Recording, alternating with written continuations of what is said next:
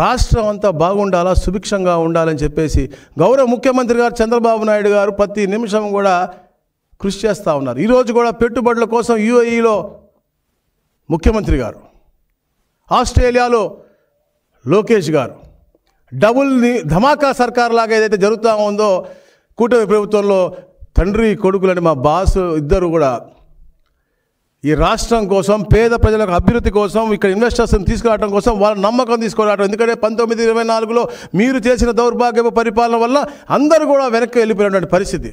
వాళ్ళందరినీ కూడా నమ్మించి ఇక్కడ అవకాశాలు కల్పిస్తూ మనం ఎలా ఉపయోగపడతాము వాళ్ళకి, వాళ్ళ పెట్టుబడులకి అని చెప్పేసి ఎలా ఆకర్షించాలని చెప్పేసి వాళ్ళు కష్టపడతా ఉంటే మళ్ళా మీరు లండన్ నుంచి వచ్చి 2 గంటలు పార్ట్ టైం విజిటర్ లాగా వచ్చి ఒక్కటి కూడా వితౌట్ ఎనీ ప్రూఫ్ చెప్పినటువంటి పరిస్థితి.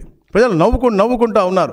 ఎందుకంటే గతంలో మీరు చేసిన ప్రతి ఒక్కటి కూడా కోటి కత్తి కేసు ఏదైతే ఉందో మీరు కోర్టుకు వెళ్ళక పాపం ఇంకా కుటుంబం అంతా కూడా బాధలో ఉంది.